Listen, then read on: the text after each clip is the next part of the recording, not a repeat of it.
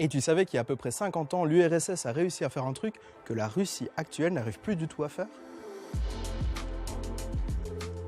La nouvelle nous vient de Roscosmos, c'est l'agence spatiale russe, et la mission Luna 25, qui devait atterrir au pôle sud de la Lune, donc, s'est écrasée à la suite de manœuvres ratées durant la phase de pré-atterrissage. Et le projet, il est ambitieux, il était donc de lancer cette mission de 800 kg sur la Lune, et principalement au pôle sud, où elle devait se déposer en douceur. Ça s'est pas tout à fait passé comme prévu. Et tout ça, ça arrive à un moment clé pour la Russie, parce que la Lune redevient un vecteur spatial avec les États-Unis et la Chine, qui visent des missions habitées dans quelques années. Et dans le même temps, un beau succès de la part de l'Inde, qui a réussi à poser quasiment au pôle sud de la Lune la mission Chandrayaan 3. Et l'Inde devient donc la 4e puissance mondiale à réussir à se poser sur la Lune, après l'ex-URSS, les États-Unis et la Chine donc. Ce qui est sympa avec cette mission, c'est qu'elle a coûté seulement 75 millions de dollars, ce qui est l'équivalent en fait du lancement d'une fusée de chez SpaceX. Bon, alors le but de l'Inde est principalement commercial et technologique, pas vraiment scientifique, mais c'est surtout de se faire valoir comme une grande puissance spatiale capable d'aller jusqu'à notre satellite. Et puis pourquoi le pôle sud? Eh bien parce que cette région, selon l'Agence spatiale européenne, pourrait devenir la base d'un poste avancé humain sur la Lune.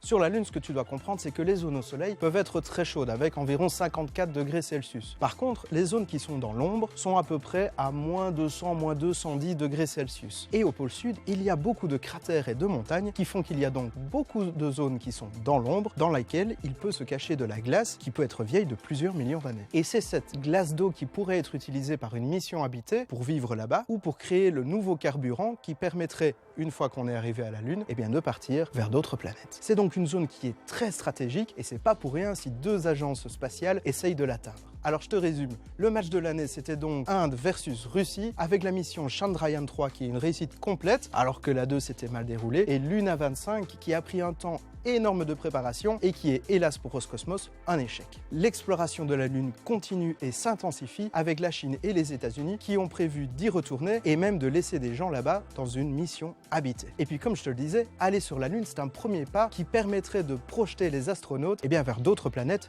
pourquoi pas sur Mars d'ailleurs. La prochaine fois que tu regarderas la Lune, si tu as une très bonne vue, tu pourras y voir un petit drapeau indien dessus et en tout cas, n'oublie jamais, la science est toujours avec toi. Bon, c'est bien beau tout ça, mais on sait bien de toute façon que le premier à avoir été sur la Lune, c'est Tintin, et donc c'est un Belge.